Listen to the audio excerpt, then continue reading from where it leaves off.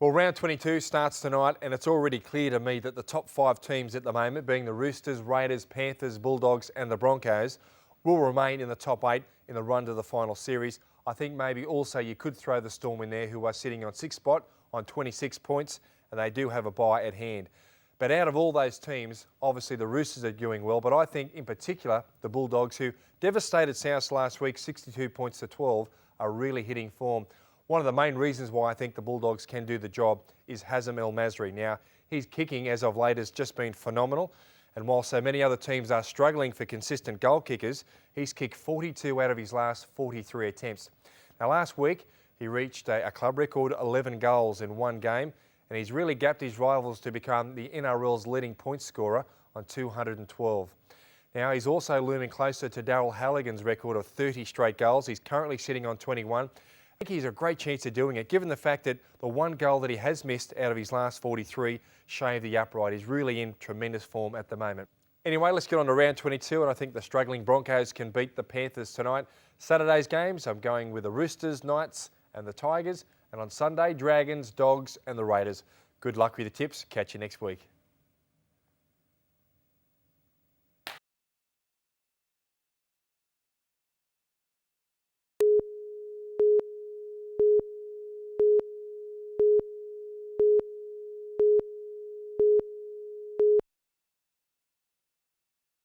On a day where everything looked good for a game of golf, there were still a few not wanting a second look at scorecards. Starting the day in second after mixing it with her male counterparts, Kate Lation dropped down the leaderboard in what was a tough day out with an 82.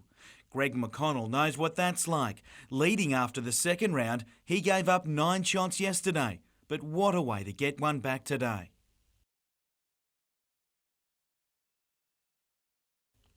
It was enough to help him back in a share of 5th. Mark Gilson went a few better. Always up against it after a tough first round, he fought back to finish 4th overall with 6 over. He could have tied for 3rd had playing partner Warwick Dews not finished in style.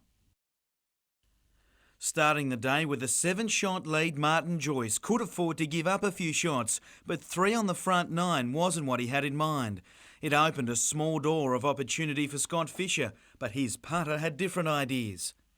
Joyce making it a finish to remember, with this approach on the last, making it a birdie finish to claim the $7,200 winner's cheque. Put it this way, it's going to make me I'll be about even now on debts. So if you work out how much I've won today, you can understand I'm down a little bit. And celebrations will also be subdued.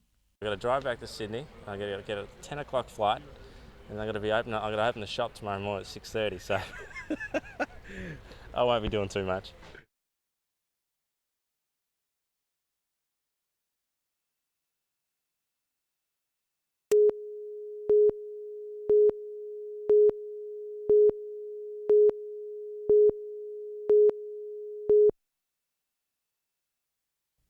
Muswellbrook Council has already stated it wants councils in the Upper Hunter to share resources to show the Minister for Local Government, Tony Kelly, that an effort has been made to reform. But unfortunately, the rest of the area's councils don't seem to share that vision. We don't see any value at all for any of our communities to go down this path, and in fact we just find that the whole thing's fanciful and really a waste of ratepayers and taxpayers' money to even go down that path. Murrurundi, Maryborough, Scone and Singleton councils held an urgent meeting last night to discuss the proposal. Singleton Council believes it's in a strong enough position to stay independent and will be holding public meetings in local halls to explain its stance to ratepayers. Our people identify a lot more with Singleton and moving down the valley for lots of services as distinct from moving up the valley. Colin Robinson, NBN News.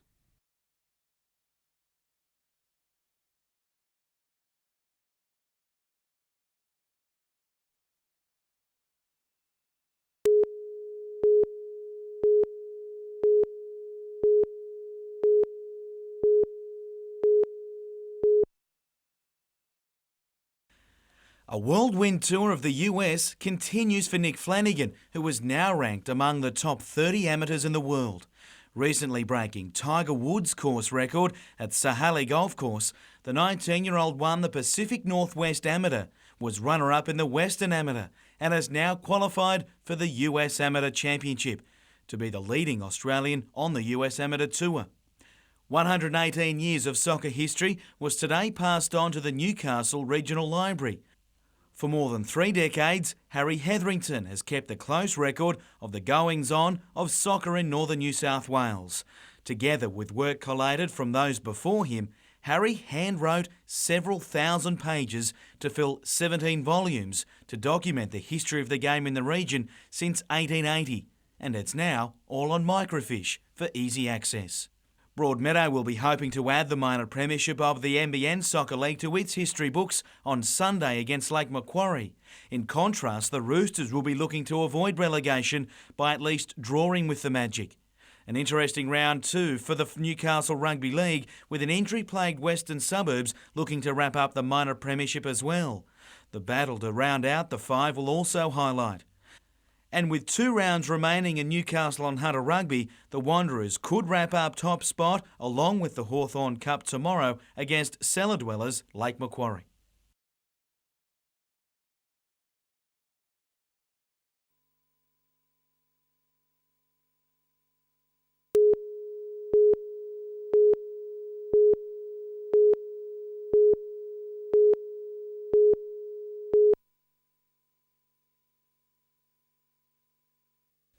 The fire broke out off Groves Road at the back of Bennett's Green Industrial Estate late this morning and quickly spread. Burning on 4 fronts, the flames threatened the rear of the Lake Macquarie Small Business Centre on Oakdale Road at Gateshead. Look, it's following a pattern of last year. Fires don't start by themselves. There hasn't been any lightning or anything like that. Firefighters say they're not looking forward to summer. No rain this winter. The bush is exceedingly dry. As you can see, it's not an extreme day, it's not hot, the wind isn't fierce or anything like that, and we're faced with this rather extensive fire at the moment. Paul Lobb, NBN News.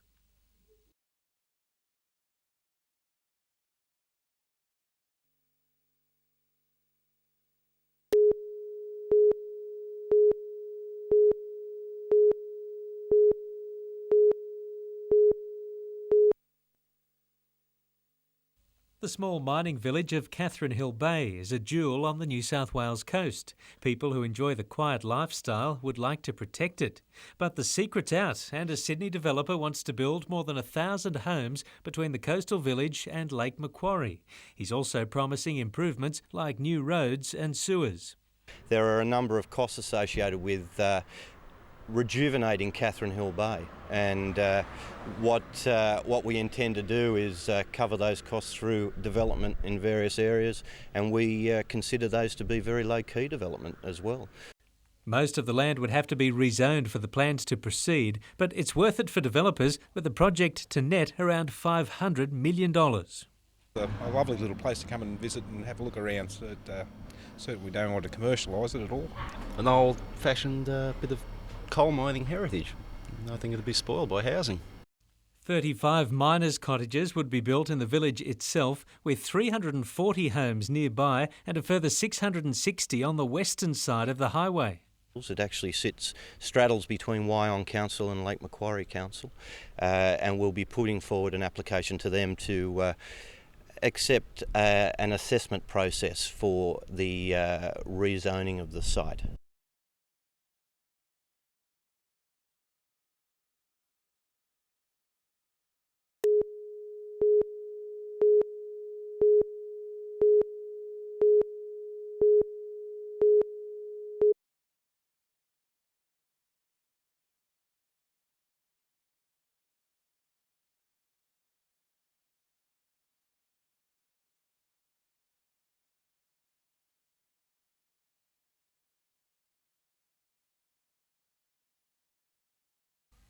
We've been stopped in nearly in every town we've been through, and how someone's in that town's been affected by MS, or they have a friend they know has been affected as well.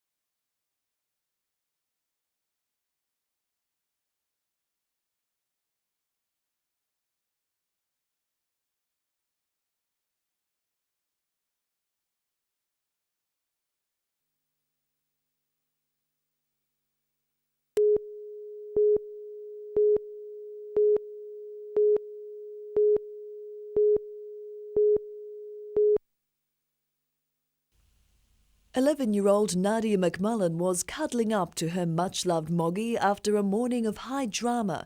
It began when an electric bar heater ignited a bedroom blaze.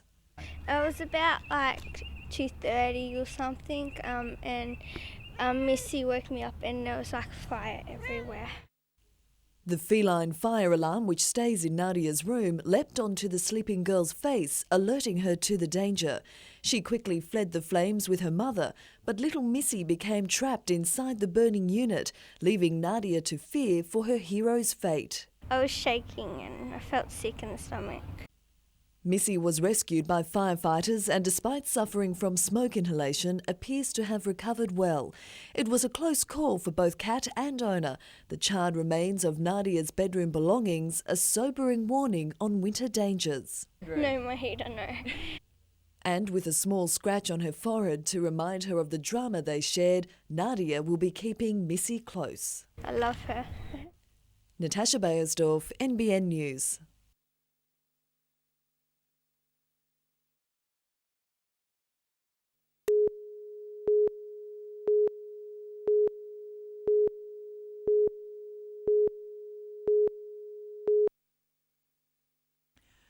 Newcastle United's pre-season continued today with some new faces among the squad. Trialist Arthur Mandis hoping to earn a contract over the next 2 weeks. Craig Deans already has one of those, but it'll be much longer until he's fit to play. Joining his new teammates today, the former Glory and Carlton defender continues recovery from revolutionary knee surgery, where cartilage was removed, grown in a lab and then returned to his leg. I think it's come along a bit better than expected first, so it's a 12 month time frame from the operation to when I start training properly again, but hopefully might be able to get in there a month or two earlier. It would complete a frustrating period for the 29-year-old after watching his former side win the premiership last season from the stands. I've had rough 12 months and obviously haven't played a game for a while, and that's the other thing, they've shown a lot of faith in me, and they see something in me, and hopefully I can repay them by getting myself back on the pitch and helping to get some success. United will continue its fitness training with a week-long pre-season camp in Coffs Harbour planned for early next month.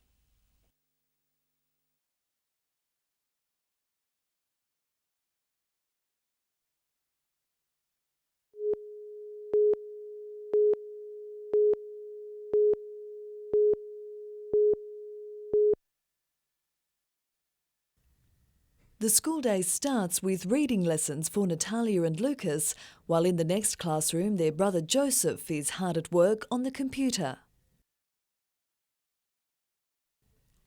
The 7-year-old Popov triplets have cerebral palsy, a physical disorder resulting from brain injury which affects each sibling in a different way. Joseph can't walk and his hearing and speech are limited, but he's a star student. There are things that we have to do for him, a little bit extra, but he participates in everything that he possibly can. Natalia is also wheelchair bound and doesn't speak, but she can communicate through a computer program. And livewire Lucas, who has some limitations with his mobility, doesn't let anything hold him back at a school he clearly loves. It's good because there's a lot of running around places and play equipments and that. The school has extra teaching support and ramps have been installed to meet the triplets' needs. But by and large, they're just regular school kids, setting an important example to their classmates. They're very aware of that, all children have different learning needs, and I think it's just wonderful that, we can have such a diverse classroom. I think the educational future for these kids, and I think their future generally, is very positive, and they have everything to look forward to. Lucas already has his career path mapped out. For vet and doctor. All at once? No. One night shift and one morning shift. You're going to be very busy. Yeah.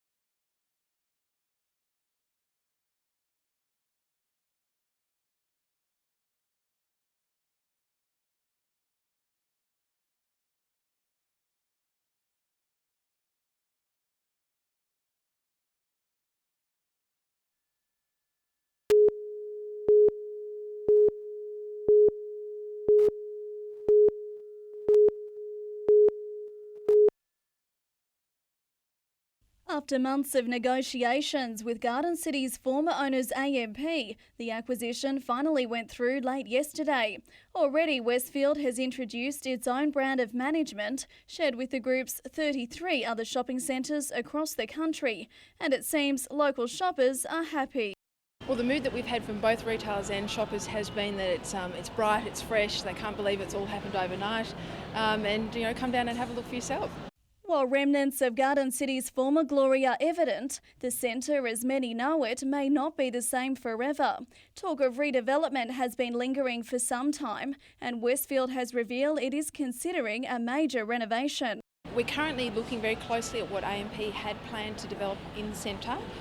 Can't say yet what that's going to be, but we're reviewing it closely, reviewing what our customers want here, what our retailers want here, and hopefully we'll be announced shortly what we'll be doing. But for now, the new owners are promising to enhance the quality of shopping in Newcastle. Sarah Bamford, NBN News.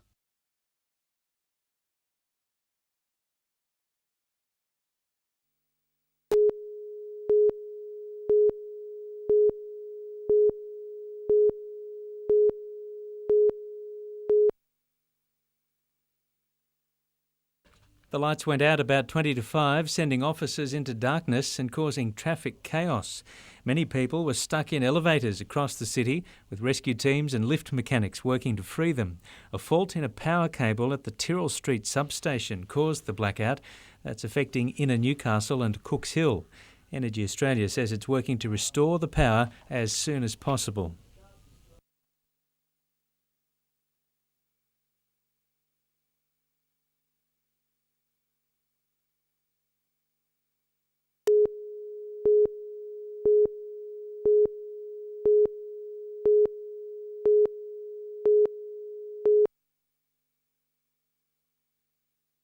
The 5 o'clock traffic was a nightmare in Inner Newcastle. The power went out about 20 to 5, leaving motorists to fend for themselves without traffic lights, as well as dodging emergency vehicles.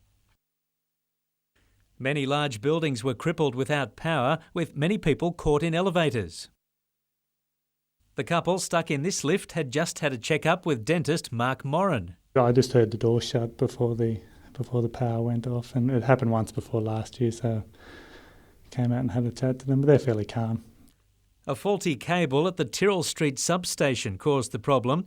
With no obvious signs of fire, it took emergency crews and power workers some time to isolate the fault. About 20,000, including the CBD, and obviously the fire engines running around buildings looking for people caught in lifts and other things. So it's 20,000 people east of Glebe Road. The blackout was confined to Cooks Hill and Inner Newcastle, and Energy Australia expects to have power restored gradually to all homes later tonight. Until then, many are making the most of the downtime. Paul Lobb, NBN News.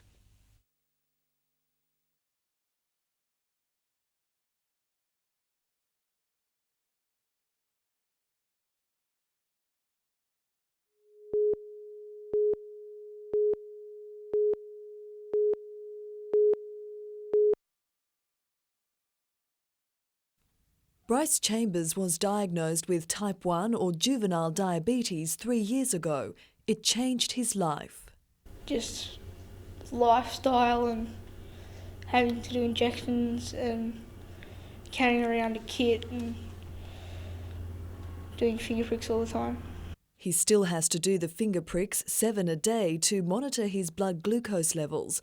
But Bryce now has a pump rather than injections to administer insulin. He needs it to live, as well as constant attention to diet and exercise.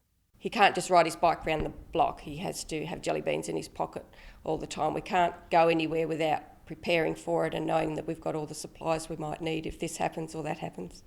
Bryce tries to lead as normal a life as possible. At Wirianda Public, where he's school captain, he's just another student. But he's a youngster with a mission, one of 100 diabetes sufferers chosen to visit Canberra next week with a message for politicians. About what it's like to live with diabetes and what you have to do with it, how hard it is to live with it.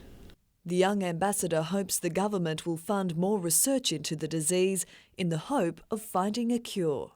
He even talks about becoming a scientist one day to try and help find a cure himself. Natasha Bayersdorf, NBN News.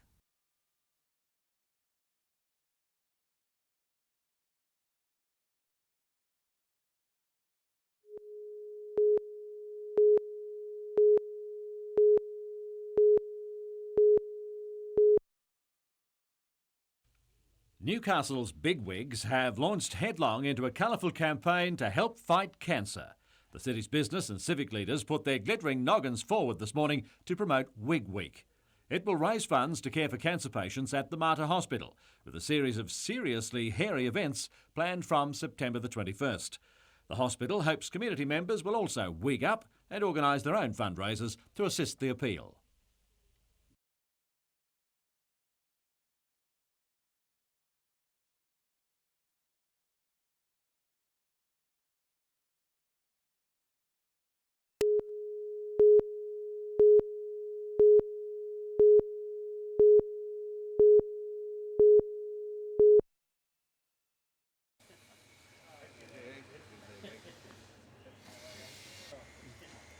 See you again, sir? Yeah, well, but no, they went to BHP, they had a place at BHP. We did some work there, they bought the pot up. Quickly, and then I'll be in, so it won't be long.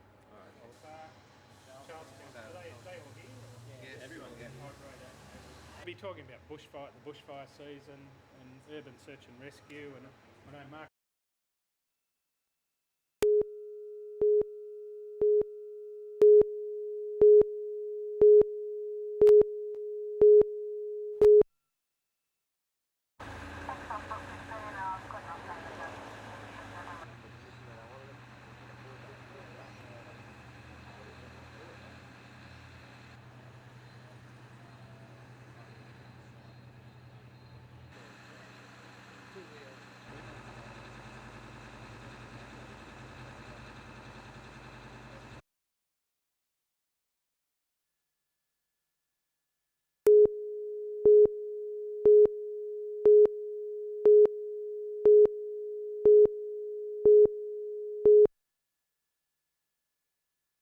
Claims of a cover-up at the University of Newcastle first surfaced 5 months ago when a former lecturer claimed he failed 15 students for plagiarism but later discovered their papers had been secretly remarked. Since then, an inquiry was conducted and the Independent Commission Against Corruption is also investigating the matter. But it's now likely a new inquiry will be held. Very important for the council to know that all is being done to ensure the reputation of the university. The call comes just a week after the Vice-Chancellor dismissed request for a further inquiry. There is no plan to have another inquiry. But the Vice-Chancellor now says he will cooperate with the new inquiry, which will look at the university's plagiarism policies. We're looking at that broad issue of governance. What are the policies and procedures? Were they adequately followed? What needs to be done? Because of confidentiality and privacy reasons, the public won't ever find out whether the 15 students were actually involved in plagiarism. But it seems this fresh investigation may be too late because one of the students has already graduated. The university's council is expected to endorse the inquiry when it meets in 2 weeks. Lyndall Derrick, NBN News.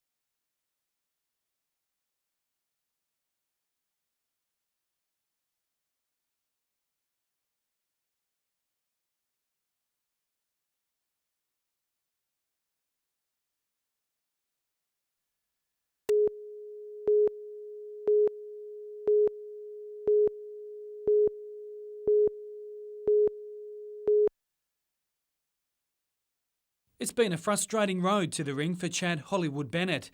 Only 2 months ago, he postponed a bout after being king hit from behind when he found two youths breaking into his car at Charlestown. But the scars have now healed, and Friday week at Club Nova, he faces Indonesian Jackie Slody, who recently knocked out original opponent and countryman Ferry Wirawan. And he hasn't lost before, so it's going to be a very, very hard fight, and probably harder than the fight I was going to have before.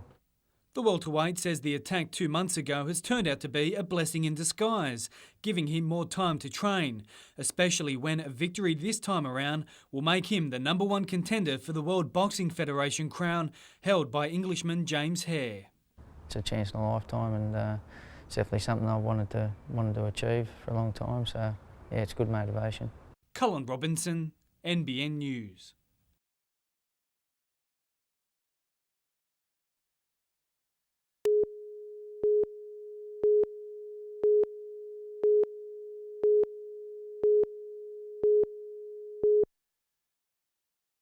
There were signs at the Knights' morning training session that something was wrong. Andrew Johns was conspicuous in his absence, down in Sydney meeting with specialists. But late this afternoon, every fan's nightmare was confirmed. The star halfback ruled out for the rest of the season. It's hard to put a phrase or a word on how I feel at the moment. It just really hasn't sunk in. The neck brace is something he'll have to wear for 6 weeks after being diagnosed with a protruding disc, which is putting pressure on his spinal cord. Johns believes several hits in the Knights match against Manly 2 weeks ago compounded on an already niggling injury. And against the Cowboys on the weekend, every time I got tackled or made a tackle, there was severe pain. With Johns out for the season, the big question now is, can the Knights win without him? That'll be said, and that's something for us to hopefully prove them wrong and to try and get the team back playing with the people who are available and get the job done. And as for the player who will have to step into the champion halfback's boots, this weekend at least, Kurt Gidley will be given the job in a match that could be crucial to the Knights' chances of a semi-final berth. He's probably had more experience there this year than he has in the past, so it's up to him to take that job on tomorrow night, and I think he'll do a good job for us, to be honest. Although his season may be over, John says he'll be back next year. And the man many consider the best player in the world still hasn't lost his sense of humour when it comes to his new fashion accessory. I can take it off the sleeving. That's it. That's it. Looks all right, doesn't it? Cullen Robinson, NBN News.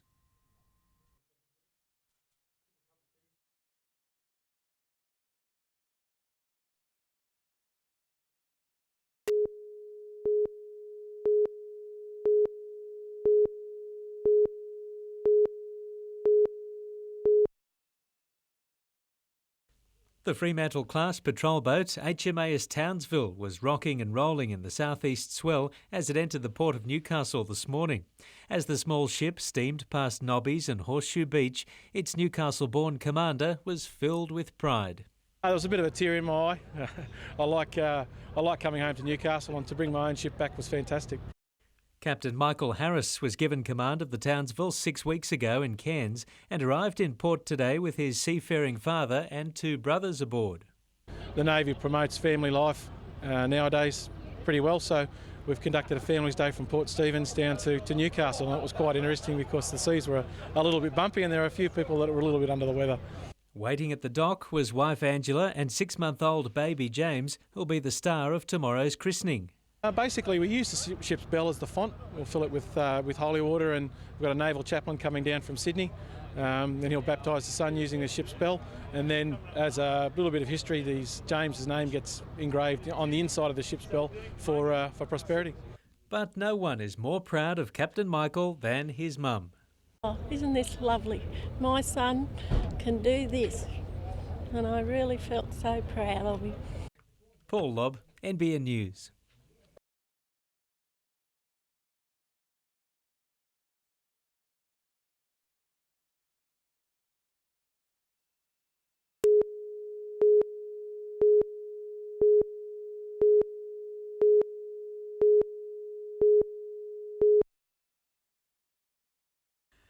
Giving up home advantage to Oxley High School, the visitors were under threat early against the Tamworth school, but Katara settled the nerves and started giving the home side some headaches. Chances came and went at either end, but Katara finally got the one that counted through Tom Tredenick, who held off a couple of defenders before slotting the ball into the bottom corner. Defence became the key, and while it wasn't all pretty, Katara held on to win and moved through to the semi-finals. Meanwhile, Broadmeadow midfielder Jimmy Kresner has had a win of sorts overnight after a marathon appeal hearing that lasted more than 3 hours.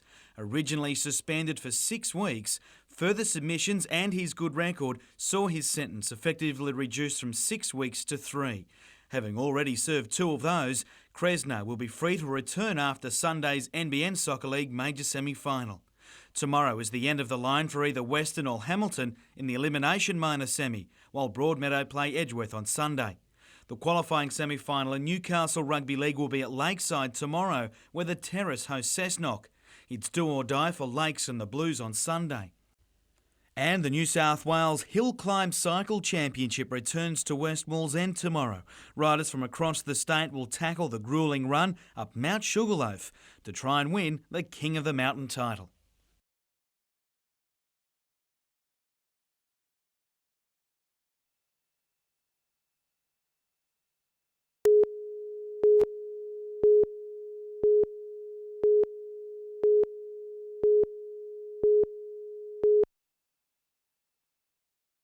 With the downstairs seating replaced by tables, Newcastle's Civic Theatre became a glittering venue for last night's awards. Winners were announced in 29 categories, covering all aspects of the tourism industry.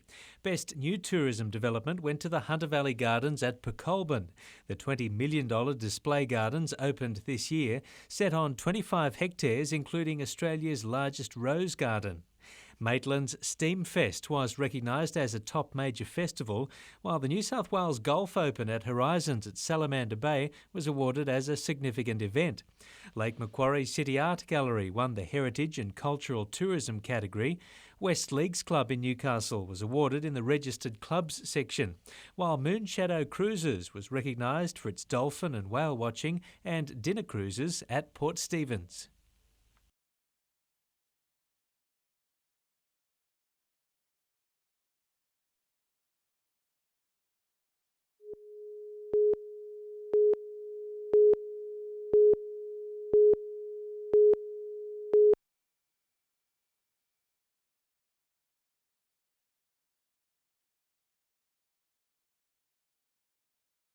Cessnock detectives will make further inquiries in relation to that, and we believe that we can use the evidence that we've obtained today to find those persons responsible.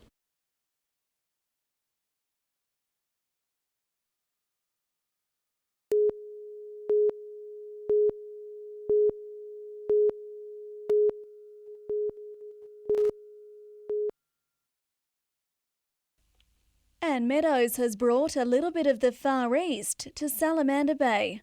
After a 7-year stint in Japan, she settled here in 1999. Since then, Anne has devoted her time and energy to building her own Zen paradise. And now you too can wander through the tranquil gardens. I decided to open my garden to the public just to show people in the area what a Japanese garden looked like. Anne's labour of love has already paid off, winning a 2001 Garden Club of Australia's award. On Saturday, locals are invited to wander through 60 Randall Drive, where a small entry fee will be donated to charity. It's Zen-inspired music, and it'll be nice to listen to it as you walk around the garden. Sarah Bamford, NBN News.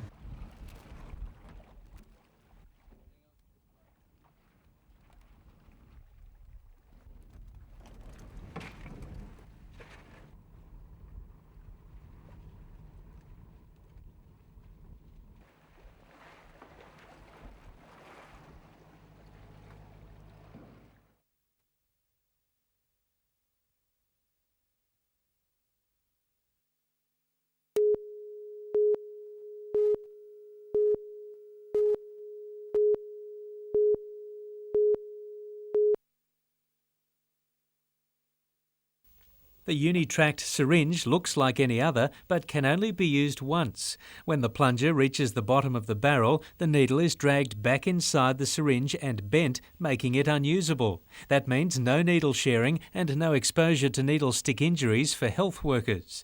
The Hunter-based inventors, Joe Carl and Craig Thorley, now head a publicly listed company that will next year manufacture 65 million syringes. It was developed in Morpeth, actually, and it took us probably 5 years to design and play with it in a workshop I had in Morpeth in a marine business. And from there, it's now gone, well, it's really Australia-wide now. An office in Newcastle will further develop the product, which will be manufactured in Sydney and eventually sold to the world. There are over 30 billion syringes used in the world every year, some of them used more than once. It's a $5 billion a year industry. We have the potential of taking considerable share of the world market.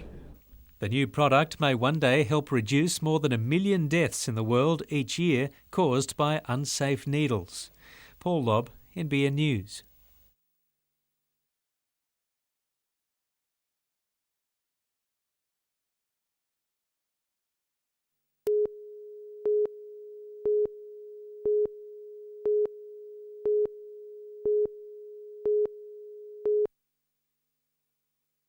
"18-year-old Luke Rayner started dancing aged 8 and will graduate this year from a 4-year course with the Australian Ballet. Tonight, when the curtain goes up at Newcastle's Civic Theatre, it'll be a hometown highlight. It's always been a long time goal, but actually getting accepted into the Australian Ballet School is such an honour, and yeah, I'm here now and I love it.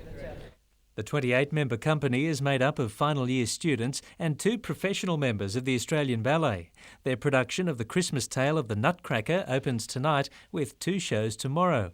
Luke hopes his success will spur others on. Hopefully I'm an inspiration to them, and hopefully I can persuade them to start dancing if they haven't started dancing. Paul Lobb, NBN News.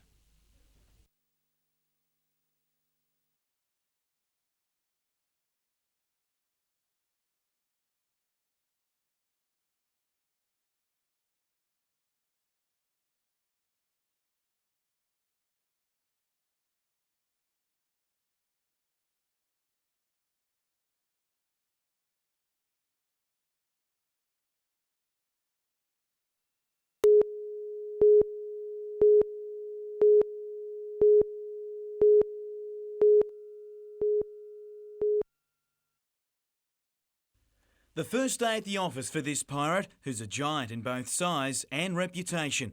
A former NBA player, Brooks won 2 NBL championships in 3 years with Adelaide in the late 1990s and has starred in Europe. But he's used to his reputation arriving well before his luggage. I've learned to deal with those expectations, and as a team we just want to go out and try to be on time for everything, play hard and make sacrifices, and I think that one thing we can promise is that we're going to be sure to play hard. He'll get that point across when he meets his new teammates later in the week, but knows it will take time to mould a new team into a consistent top performer. The Cairns Taipans have been in this league, I think, for 5 seasons now, haven't made it to the playoffs once. We don't definitely want to go that route, but that's just an example to show you how tough it is to win in this league. The Pirates got a first-hand taste of that at the weekend in Coffs Harbour, with 2 losses in the pre-season tournament. Going down in the opening match against the West Sydney Razorbacks, the side was narrowly beaten by fellow debut franchise, the New Zealand Breakers, yesterday. We got a lot of value out of it, and we got to realize that we're not going to play particularly our frontline guys that many minutes. But the message was clear for all players involved with the club this season. There's no one player that you're going to say is going to be a lock week in, week out. They're going to have to prove that with their performance. And I think that's kind of the culture that we established from day one. Jim Callanan, NBN News.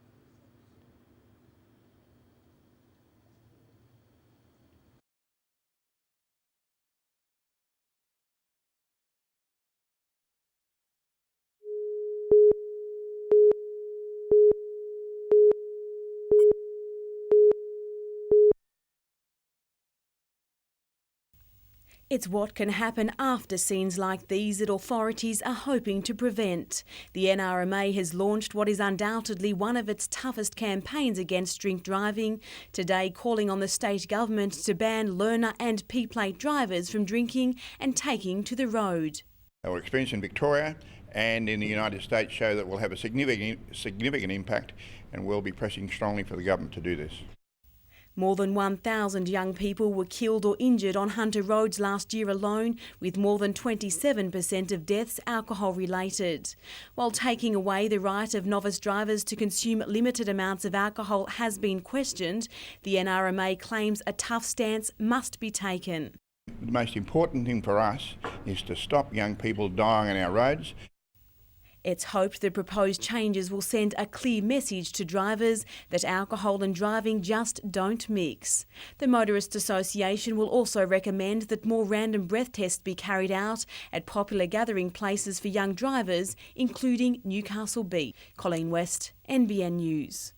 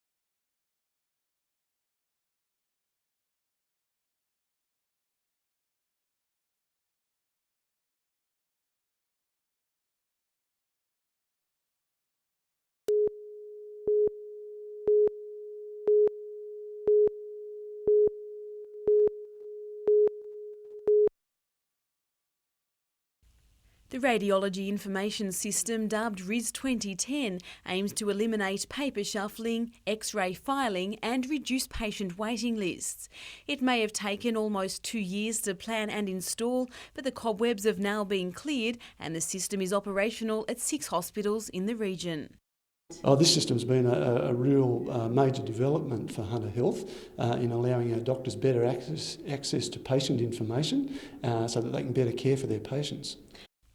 Medical imaging operations, including X-rays, CT scans, ultrasounds and nuclear medicine tests, are now handled by a single electronic system. Patient bookings and examination room scheduling can also be made and accessed by the flick of a finger. The time factor is now significantly reduced by the order of about 30%. Colleen West, NBN News.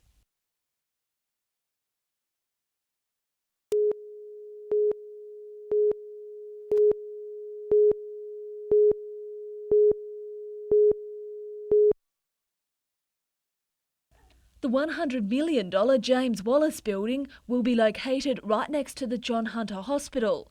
4 of Australia's largest construction companies have been invited to submit a tender to build the health facility.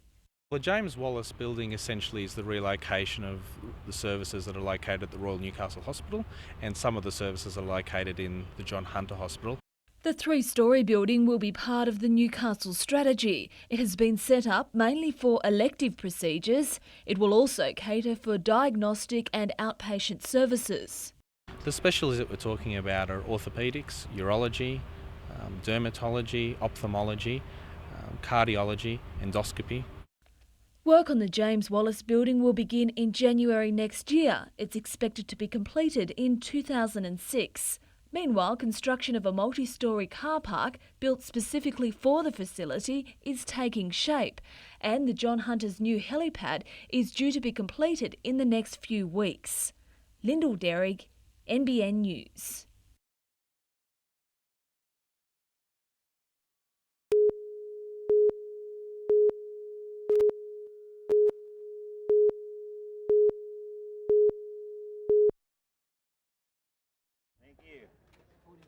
Yeah, always.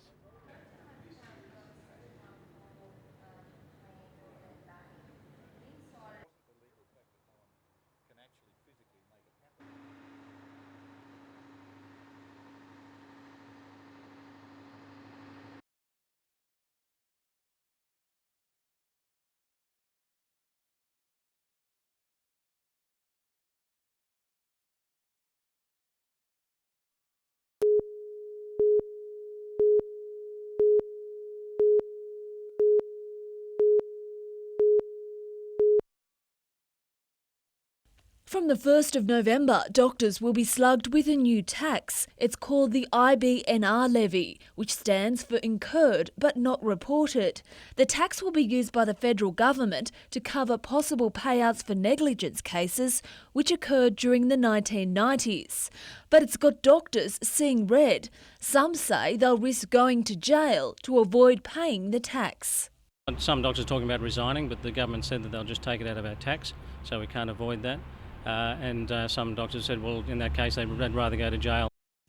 Doctors met in Newcastle today to begin their campaign against the levy. The tax will affect 24,000 doctors and specialists across Australia who were once insured by United Medical Protection. For specialists such as obstetricians, it means on top of their medical indemnity insurance, they will pay a further $19,000, which will bring their insurance bill to $159,000 each year. Doctors say the result will be higher costs for patients. It's not going to help Medicare in the long term, and it's certainly not going to help any efforts they're making towards bulk billing. Doctors plan to hold a rally in Sydney at the end of this month. Lyndall Derrick, NBN News.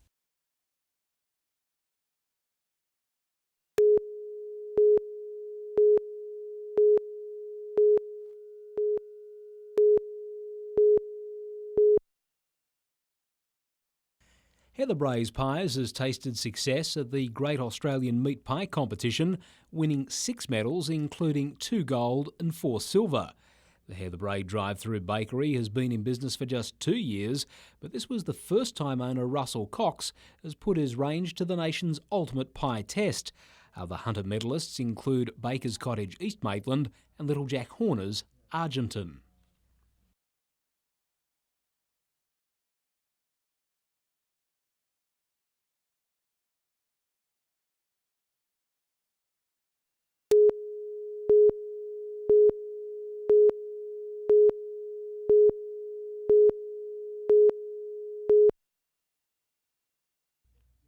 Full time against the Roosters on Saturday night ended what's been an often frustrating season for the Knights.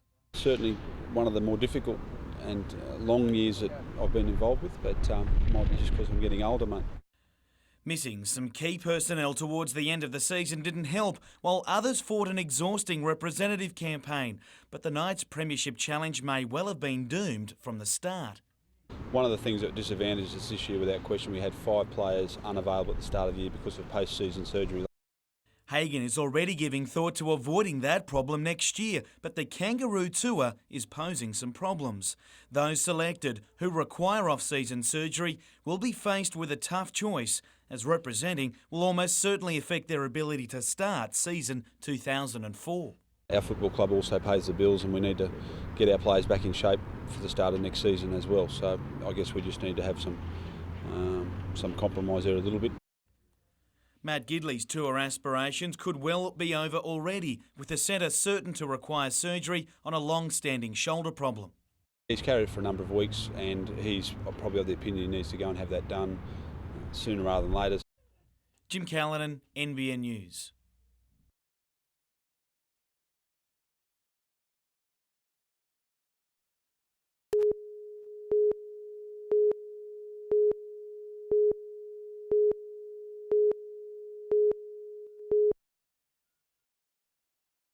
At 2 metres long, this great white is considered to be just a baby. It became entangled in shark netting yesterday, only a few hundred metres off Stockton Surf Club.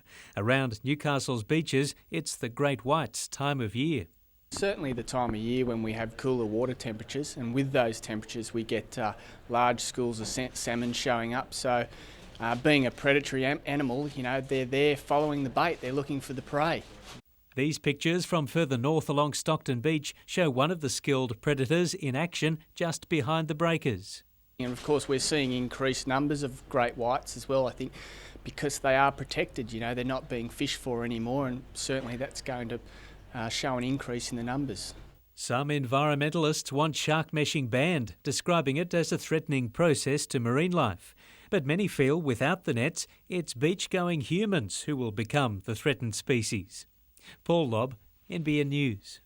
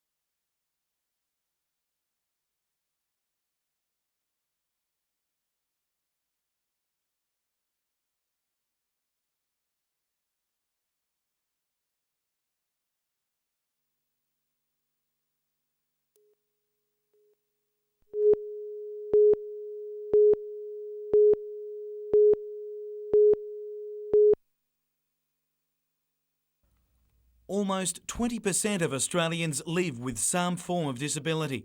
But while statistics tell a tale, life stories paint the real picture, and Eliza Stankovic told hers today. 6 years ago, then aged 16, Eliza acquired her disability after beating death and a severe case of meningococcal. The disease taking both legs below the knee and many fingers, but not her outlook on life. So many new doors have opened for me, and I've had so many opportunities that this in fact has been my calling, so it's just been a blessing in disguise. In truth, those doors were pushed open through determination. This university student has also become a Commonwealth athlete, mixing full-time studies with 3 to 4 hour training sessions each week. It's the sort of dedication that's sure to see her compete at the next Paralympics. Understandably, Eliza has faced a broad range of problems adapting to life in a society that doesn't always cater for her needs. Her story is just one from hundreds of thousands Australia-wide. But while the situations of people living with a disability vary greatly, the hopes of all remain the same. The talk will become action. And we're certainly not going to let this be a flash in the pan. It's going to really be built upon. Devoting 40 years of work and research in the area, Professor Parmenter has helped organise this meeting of the minds with service providers to families, all working to map out new ways to provide better lives. It's got to produce something that, to be honest really, and to have credibility, we've really got to set the scene for the future. It's one thing educating the health professionals, but the community also need to, know what's going on. Jim Callanan, NBN News.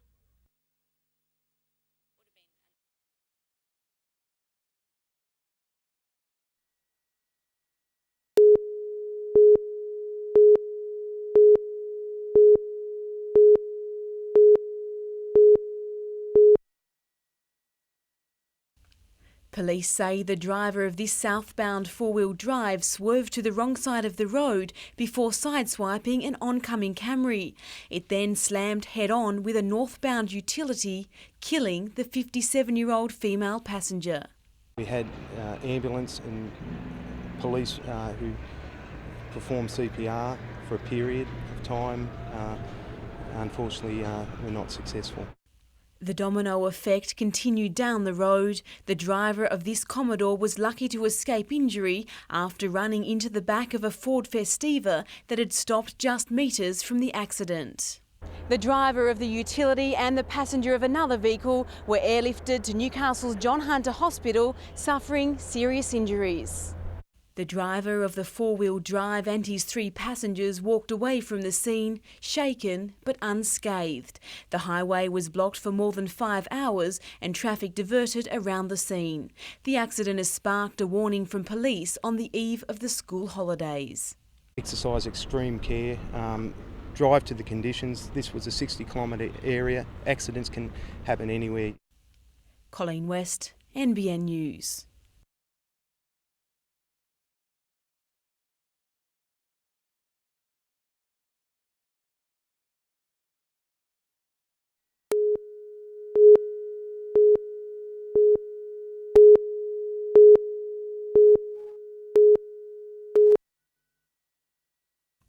For the last 120 years, soccer has been one of northern New South Wales' most popular sports, and a year-long celebration began last night with a dinner paying tribute to one special team. It was in 1967 that the region's representatives got to go head-to-head with a soccer giant. Manchester United are a great team now, but in that era boasted some of the best to ever play the game. World Cup winning player Bobby Charlton.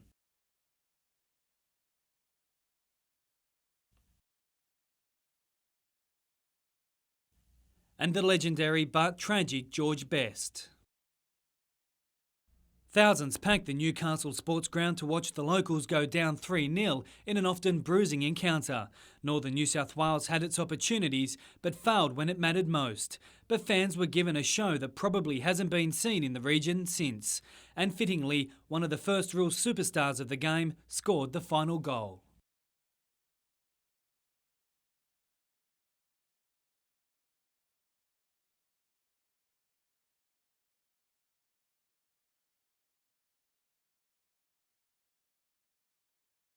With most of the local team reunited on the stage last night, the historic encounter was remembered. And for the members, a memento, a copy of the once-thought lost second half of the match that brought English Premier League greats to northern New South Wales. Cullen Robinson, NBN News.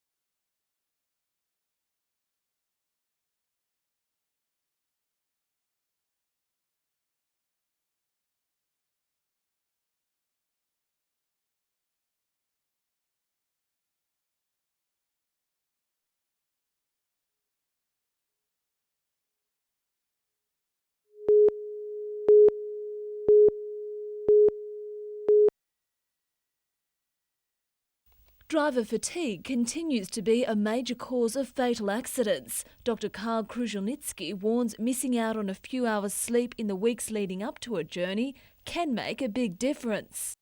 If you go for 6 hours sleep for 2 weeks, after that time, your reaction times will be up to 10 times slower, from 0.3 of a second up to 3 seconds. The school holidays got underway this afternoon, and the RTA says it's encouraging more and more people are stopping at driver reviver stops like this one near Beresfield. The more people who stop here, that's more people who have got less likelihood to have an accident up the road. Because they get out, they have a cup of coffee, they're refreshed.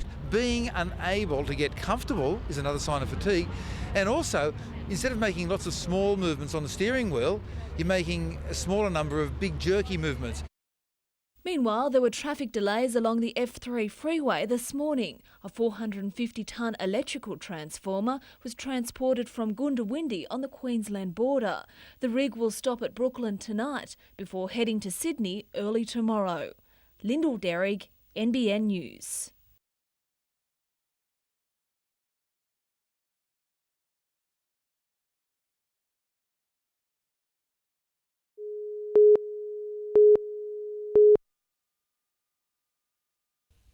Chestnut Oscar Warrior has only been with the Lee stable a short time and has shown plenty of promise. So too Brit's Best, who was a good thing beaten in this year's Cameron Handicap.